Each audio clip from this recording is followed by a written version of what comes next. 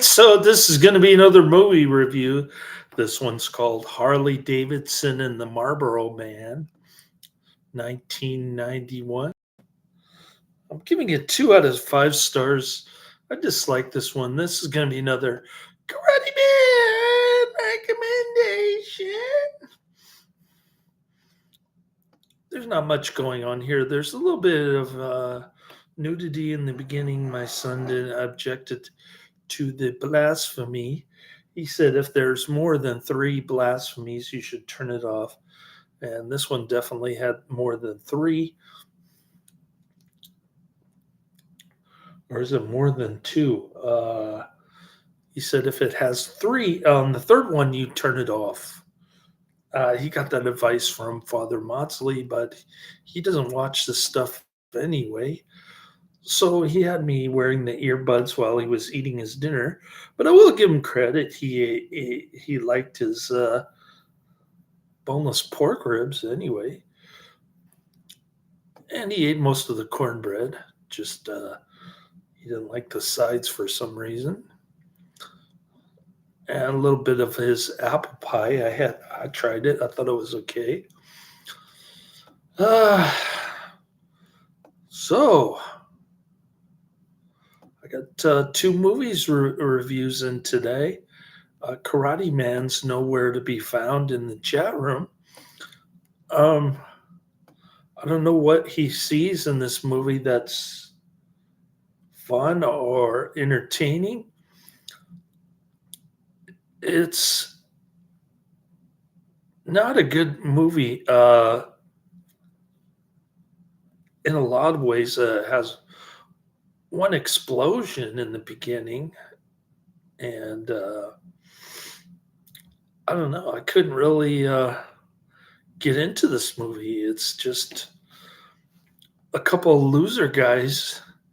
They try to rob a bank and they end up with drugs. And that's pretty much the movie.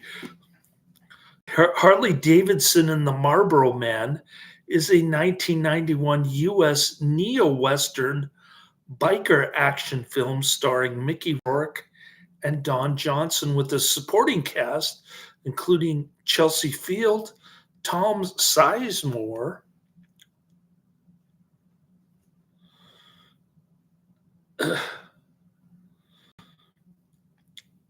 Daniel Baldwin,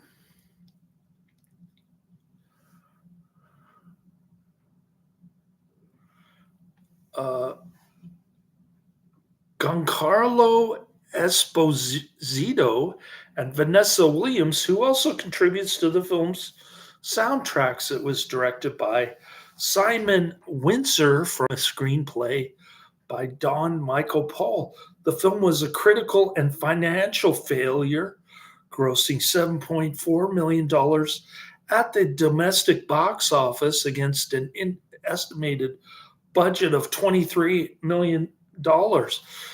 Yeah, so that's a major financial flop, this movie, and for good reason.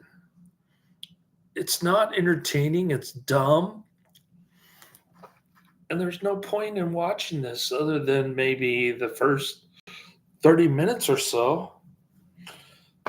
Then, like my son said, turn it off after the third blasphemy.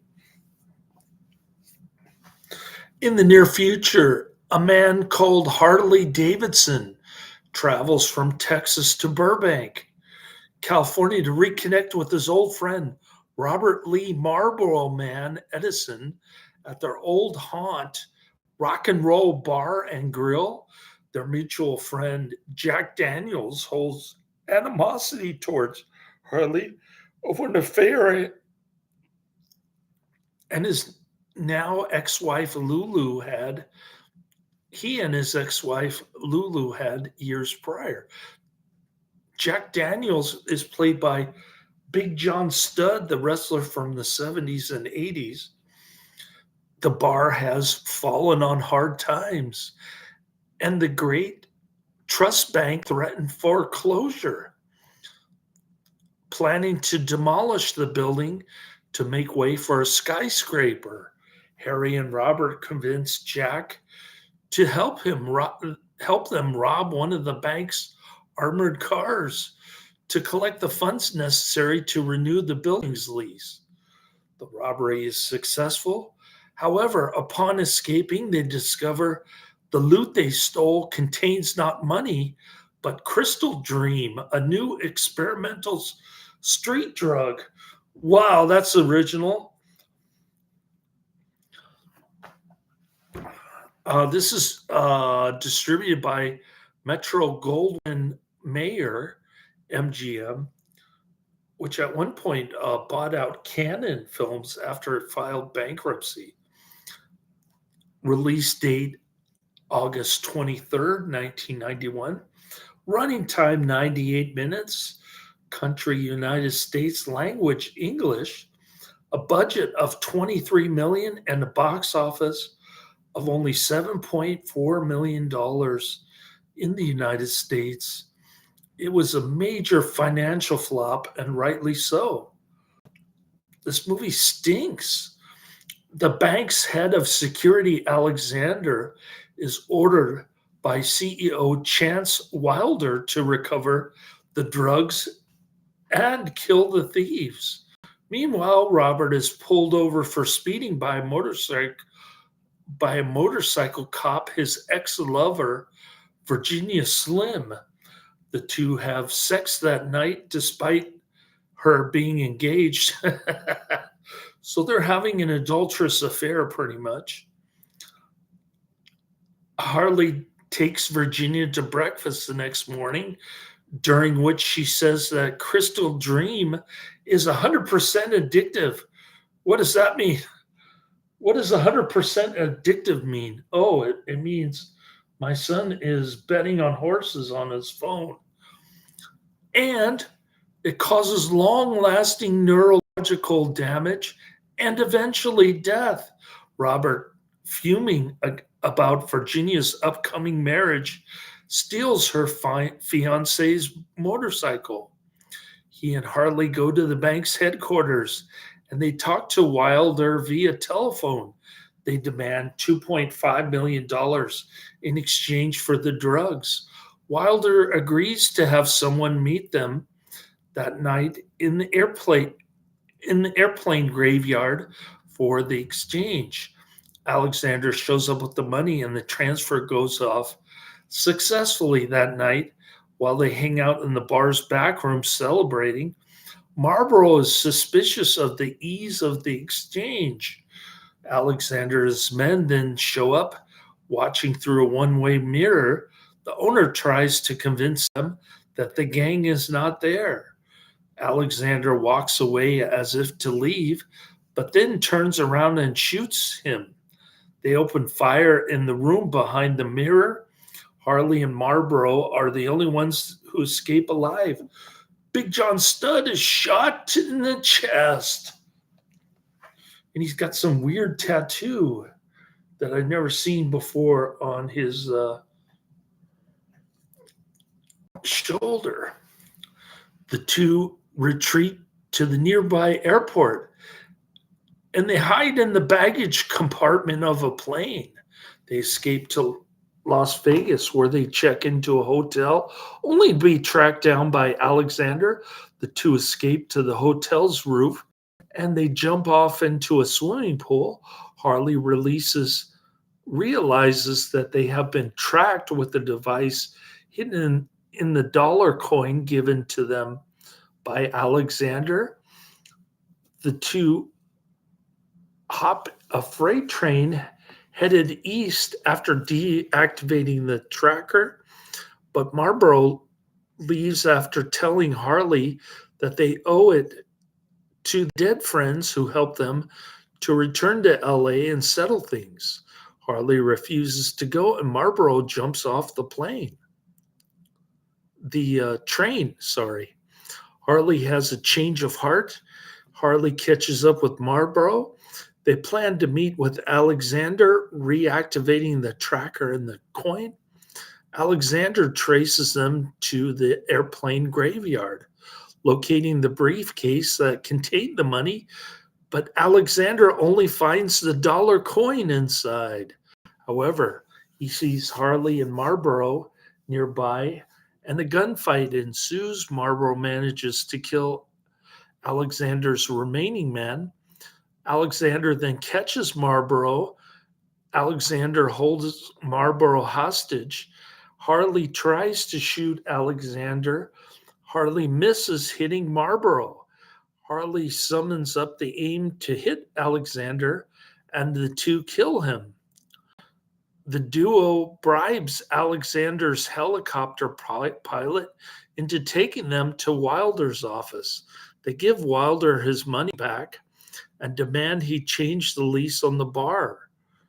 Wilder is unwilling to do so. Wilder orders his men to kill them when the pilot, paid off by Harley and Marlboro, appears hovering in the chopper outside. He opens fire on the office with the chopper's cannon, killing Wilder's thugs. Wilder insults Marlboro's dead father. Marlboro begins to beat him up until Wilder dangles out the window of his office, holding onto Marlboro's disintegrating cowboy boot that he's been wearing ever since his daddy gave it to him. It was the only gift he ever got from his daddy. Harley helps him out. The boot comes apart, and Wilder falls to his death. Marlboro and Harley part ways at the rodeo, where Marlboro is riding a bull. As Harley rides away, he picks up well, I don't want to spoil the ending, but you've got soundtrack with Peter Frampton, L.A. Guns, Waylon Jennings, Vanessa Williams, and then you've got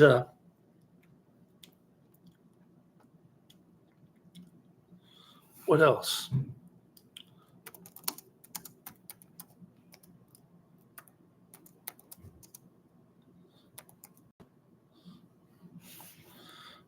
You've got Bon Jovi in the beginning. So I've got to put those credits in the music by section of the description. Other songs in the film, but not included on the soundtrack, are Stop the World by the Screaming Jets, Wanted Dead or Alive by Bon Jovi, and Work to Do in the Better Part of Me by Vanessa Williams. On review aggregator Rotten Tomatoes, only 20% of 22 critics gave the film a positive review. On Metacritic, the film has a weighted average score of 36% based on reviews from 24 critics, including generally unfavorable reviews. Kevin Thomas of the LA Times called it a mindless cobbling from countless buddy movies. Owen Gieblerman of Entertainment Weekly rated it C+ and called it a kinetic formula shoot 'em up that is engagingly junky entertainment with a healthy sense of its own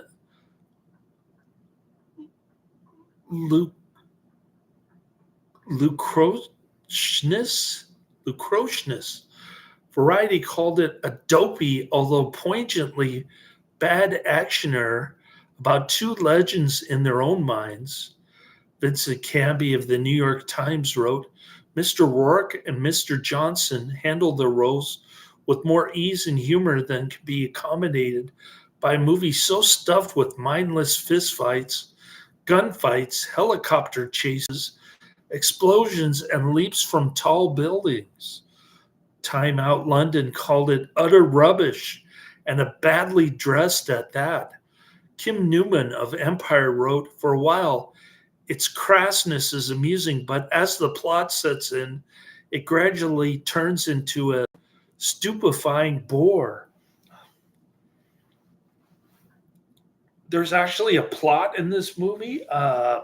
Okay, that's news to me. Rourke once told Alec Baldwin, like a horror, I took the $4 million or whatever it was and I bought a big effing Elvis Presley house that I couldn't afford. And I remember doing this film and hating myself every day. Baldwin replied that he had about 8 similar duds in his filmography.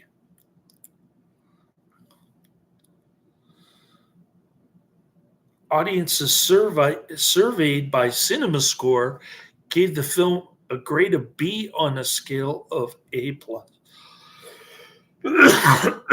A plus to F. The film was nominated for Worst Picture at the 1991 Stinkers Bad Movie Awards.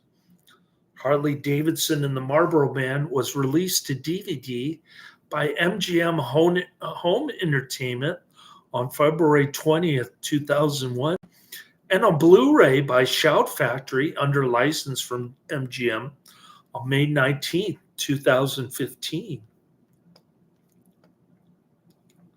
Oh, Jeff Chaffee's in the chat room. Hey, I love your new hairstyle. Oh, thanks. I actually paid to get $30 at Supercuts to get a professional haircut, so to speak, as opposed to a do-it-yourself buzz cut that I had been doing previously with my son when I was living in an illegal, moldy in-law unit in Outer Sunset. So, yeah, I no longer have my son to do the back of my with the hair clipper. So I'm officially out of my do-it-yourself haircuts, and I'm out $30 every 2 months as a result of paying for my own haircuts. All right, Harley Davidson and the Marlboro Man, 1991, rated R, 1 hour 38 minutes. Gets a pretty decent 6.1 out of 10 on IMDb, 25,000 ratings. So I guess it did better in the video market, maybe. Not so good in the big screen ticket sales. 2 lone riders hold up a bank's armored car to save their friend's bar from imminent foreclosure. The mission goes awry when they discover the vehicle's unexpected cargo.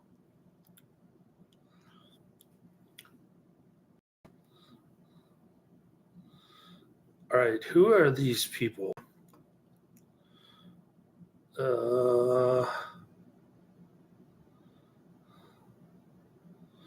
Julius Harris?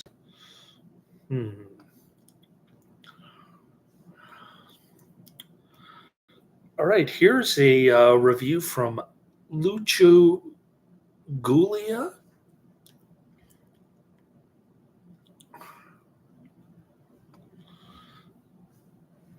The title of the review on IMDb is called Bikers with Hearts of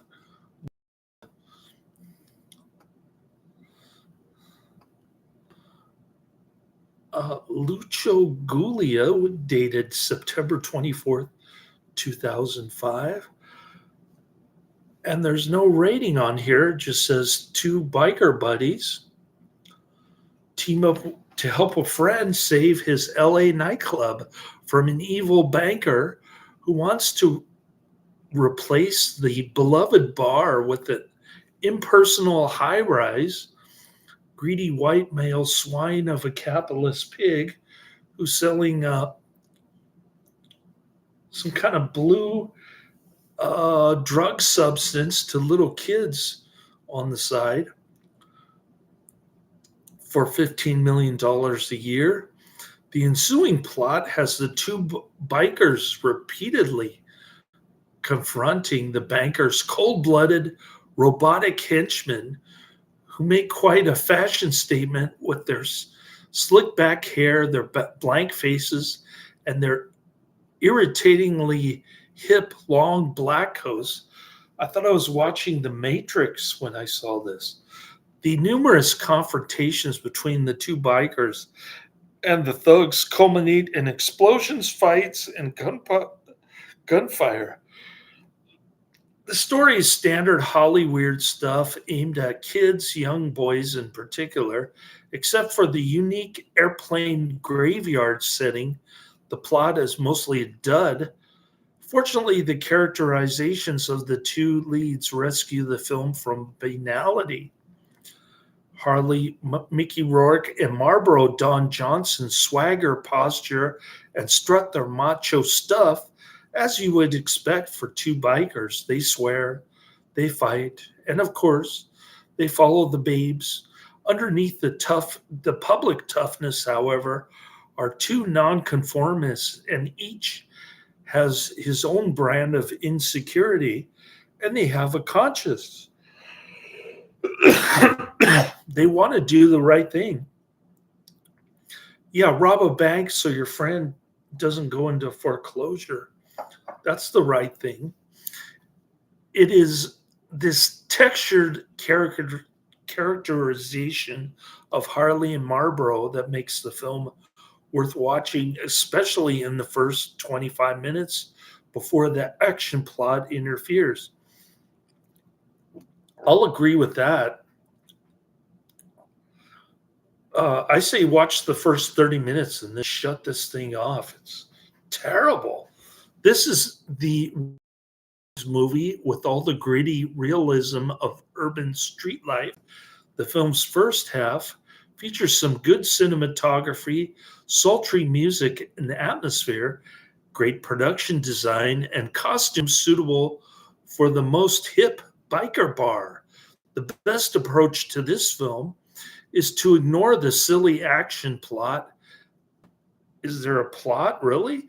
And focus instead on Harley and Marlboro and their unorthodox outlook on life.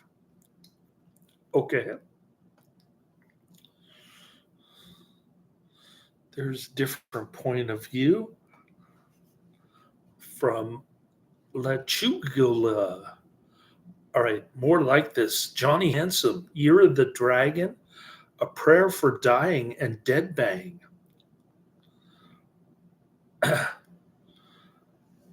With their favorite hangout facing for foreclosure, Harley Davidson and Marlboro, two lone riders and childhood friends, reunite to right a wrong.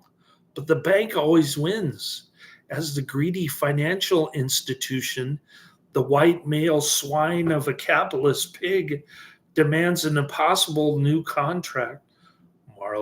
Harley and Marlboro embark on mission to win back the bar by holding up the bank's armored car. However, there is no such thing as a foolproof plan, and soon the mission goes awry when they discover the vehicle's unexpected cargo. Now the bank wants it back, and nothing can stop them.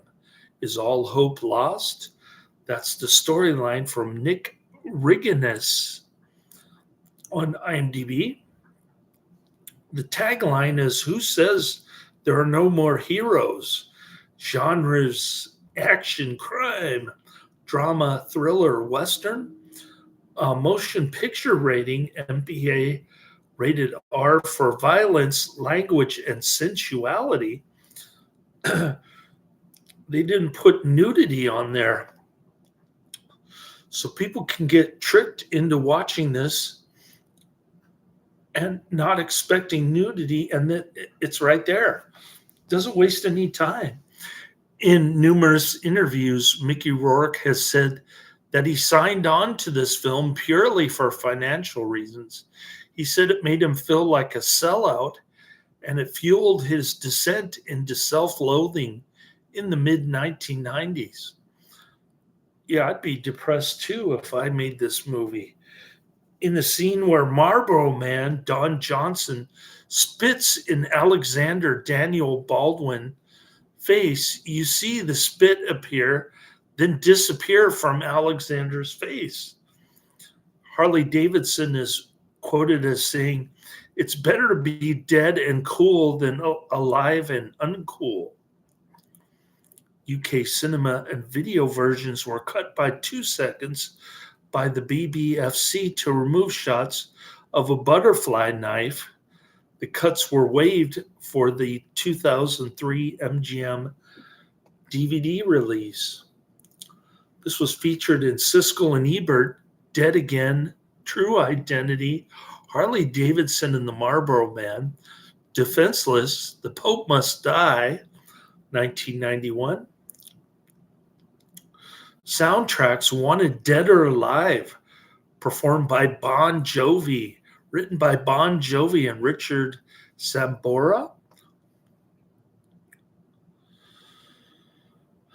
Release date August 23rd, 1991 in the US. Country of origin US. It has an official site on the MGM page.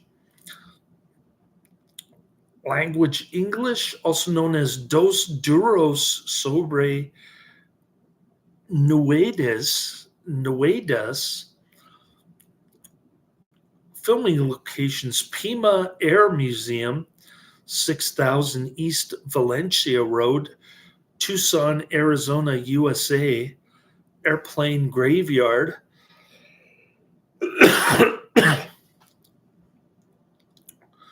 I was wondering, what is an airplane graveyard doing at a Burbank airport? That doesn't make any sense.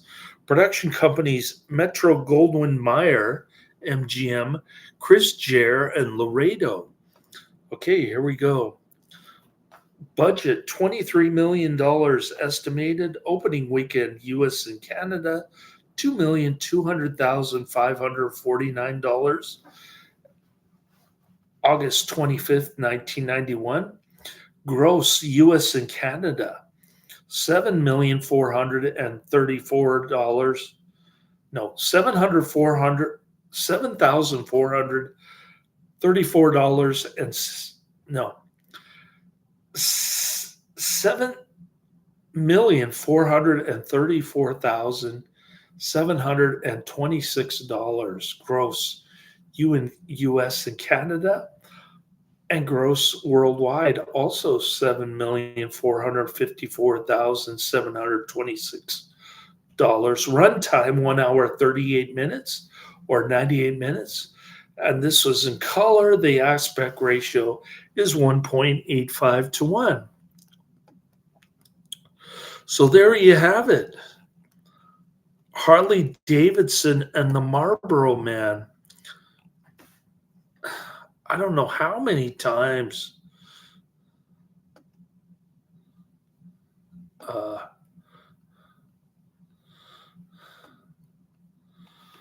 Karate Man tried to recommend this, and it wasn't on Netflix.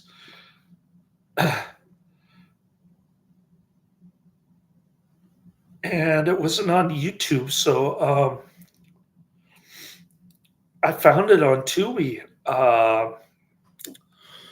and it was free. So I can't blame Karate Man for wasting my money, because I didn't spend any on this piece of poop. All right. So I'm glad that's over with. Now I can move on down my movies list. First up is Escape by Night, 1937.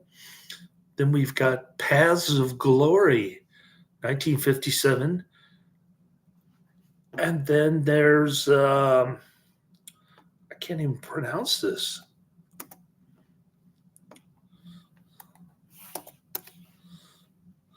God's Mighty Servant.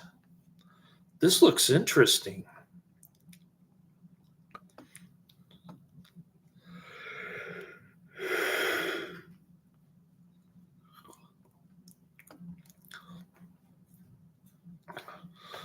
It's a 2-part German television film from 2011. It's about the housekeeper of Pope Pius XII.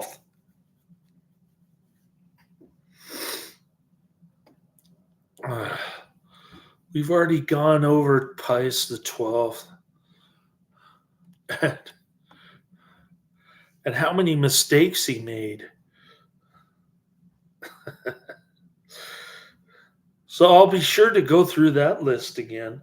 His list of mistakes, Pius the 12th. He didn't visit any of the so called Jewish concentration camps. He didn't do his job as a suffering servant. He just tried to play politics with Hitler and Mussolini and Franco because he thought the Vatican was under siege or something. I don't know what he was thinking. He was thinking practically rather than, okay, what did God appoint me to do? That was Pius the 12th. And he's not a saint. He hasn't been canonized, but I'm sure there are plenty of people out there, conservatives and whatnot, who want him to be canonized. There are some other problems I found with Pius the 12th. He appointed a bunch of bishops to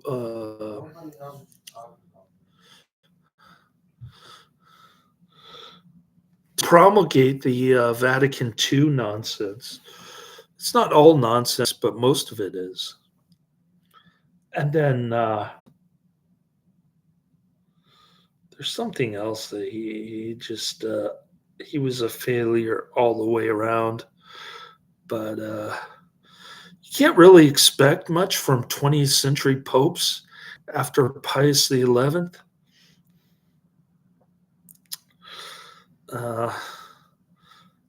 There aren't too many good ones. Maybe JP2, and that's about it. And I just reviewed a stupid JP2 biography that omitted a lot of historical stuff and flat out lied about one other piece of history, but I think I went over that thoroughly in my last video. So,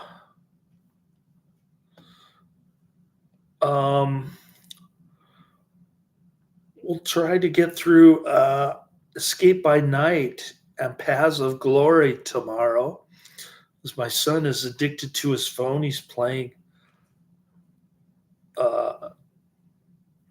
He's betting on horses with pretend money. Thank goodness. Okay. Well, hope you're having great Thanksgiving in the U.S. Gobble gobble, and I'm ready. I'm ready to take another nap. Wake up at 4:15 and go to church later.